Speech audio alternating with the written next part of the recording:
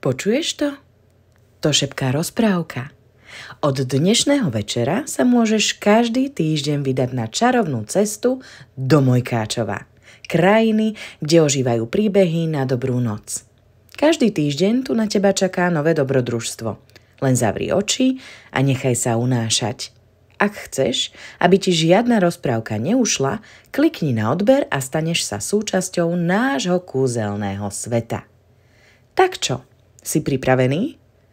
Pohodlne zaborte hlavy do vankúšov, prikryte sa perinami. 3, 2, 1, začíname.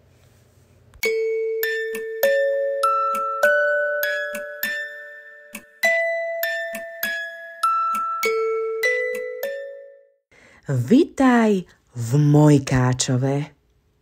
V čarovnom svete, nie až tak ďaleko od tvojej detskej izby.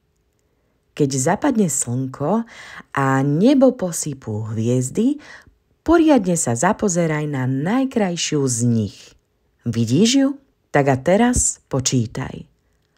1., 2., 3. pod ňou a ešte o 2 doľava. Tam je. A žmurká na teba.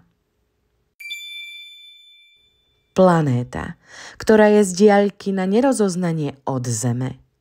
Ale keď sa pozrieš celkom zblízka, je na nej všeličo inak. Tak v prvom rade jej obyvatelia. Žijú na nej rôzne tvory.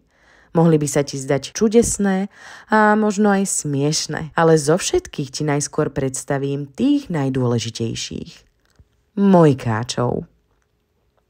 Roztomilé bytosti, ktoré sa najradšej hrajú, šantia, ale často si aj zatancujú alebo zaspievajú.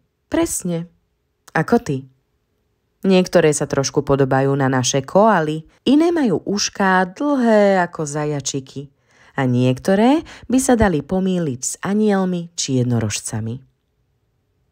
Deti ich veľmi dobre poznajú. Aj ty. Veď jeden z Mojkáčov rád odpočíva v tvojom náručí. Možno aj práve teraz. Ale ako to? Prečo sú Mojkáči tu, na zemi, s tebou a s ďalšími deťmi, keď ich domovom je planéta Mojkáčovo? Chceš to vedieť? Tak ja ti to teda prezradím.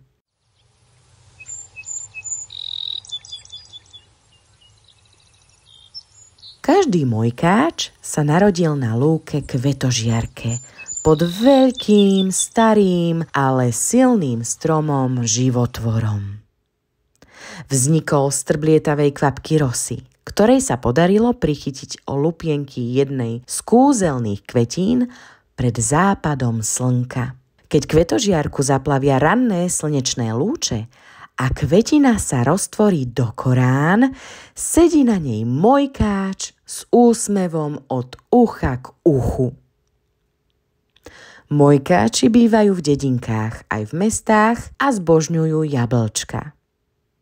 Majú nielen zelené a červené, aké poznáš ty. Na jabloniach v Mojkáčove rastú aj modré, žlté, oranžové, ba dokonca fialové. Milujú ich na všetky spôsoby. Na masle, strúhané, dusené, v koláči, v lekvári, v kaši, v džúse a aj v polievke.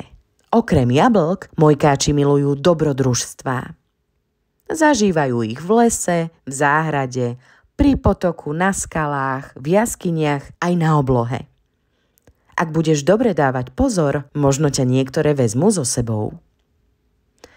Kedysi dávno, pradávno, ešte keď na planéte Mojkáčovo žili starí Mojkáči, uzavreli dohodu s ľuďmi.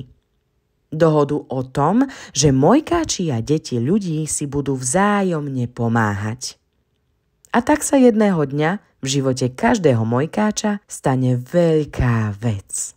Príde chvíľa, keď sa pred Mojkáčom zjaví prenádherný trblietavý lúč svetla. Vstúpi priamo do jeho stredu a vtedy ho zaplaví príjemné teplo a zacíti jemné šteklenie v brúšku. Zrazu si všimne, že na jeho telíčku sa objavilo úhľadným písmom napísané meno. Je to meno jeho vzácneho priateľa, dieťaťa, a cez tento nápis budú už navždy prepojení. Každý mojkáč vtedy v diaľke zbadá balón, ktorý sa k nemu blíži stále viac a viac, až sa ho môže dotknúť. A presne vtedy sa kúzlo završí a balón prenesie mojkáča do sveta ľudí, do jeho novej rodiny, k jeho dieťaťu. Dieťa a mojkáč spolu trávia v ľudskom svete krásne dni. Hrajú sa, chodia spolu na výlety, sedia spolu aj v autosedačke na ceste k babke a niekedy si dajú čaj z hračkárskych šálok. Ale každý večer, keď dieťa navštívi spánok, jeho očká sa zatvoria a otvorí sa brána do ríše snov. Nad hlavou mojkáča sa opäť objaví balón, ktorý ho vezme domov do Mojkáčova.